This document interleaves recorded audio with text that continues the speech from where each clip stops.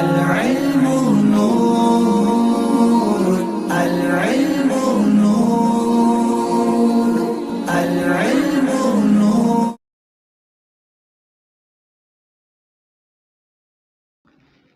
اعوذ باللہ من الشیطان الرجیم، بسم اللہ الرحمن الرحیم. محترم سامعین ناظرین، آج کی اس ویڈیو کے اندر اگر کسی شخص کو زہریلا جانور یا زہریلی مکھی وغیرہ یا زہریلا کیڑا وغیرہ کاٹ جائے تو اس کے متعلق وظیفہ بتایا جائے گا. دعا ہے کہ رب تبارک و تعالی ہمیں اس وظیفے کو یاد رکھنے کی توفیق عطا فرمائے اور ساتھ ساتھ نماز پنجگانہ باجماعت ادا کرنے کی توفیق عطا فرمائے. آمین ثم آمین.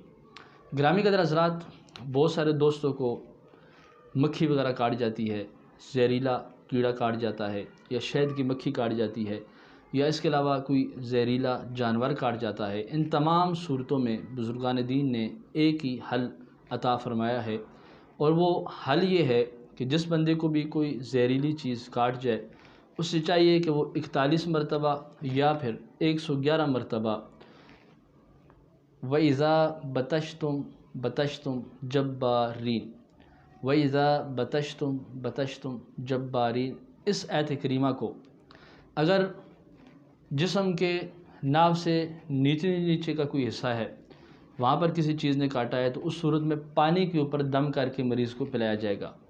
اور اگر ناف سے اوپر کا حصہ ہے، یعنی ہاتھ پر اگر کسی چیز نے کاٹ لیا، منہ پر کاٹ لیا، ماتھے پہ کاٹ لیا، دونوں بازوؤں پر کاٹ لیا، یا پھر پیٹ وغیرہ پر کسی زہریلی مکھی وغیرہ نے کاٹ لیا، تو ایسی تمام صورتوں میں وَإِذَا بَطَشْتُمْ بَطَشْتُمْ جَبَّارِينَ اس آیت کریمہ کو پڑھنے کے بعد آپ نے شہادت والی انگلی کے اوپر دم کرنا ہے، اور دم کرنے کے بعد آپ نے اس جگہ پر آپ نے حصار کی نیت سے اس کاٹی ہوئی جگہ کے اردا گرد آپ نے انگلی سے حصار کر دینا ہے، انگلی گھما دینی ہے.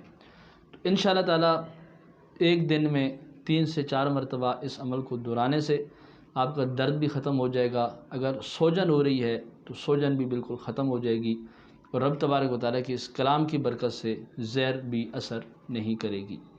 دعا ہے کہ رب تبارک و تعالیٰ ہمیں اس وظیفے کو یاد رکھنے اور آگے شیئر کرنے کی توفیق عطا فرمائے. وما علینا الا البلاغ المبین.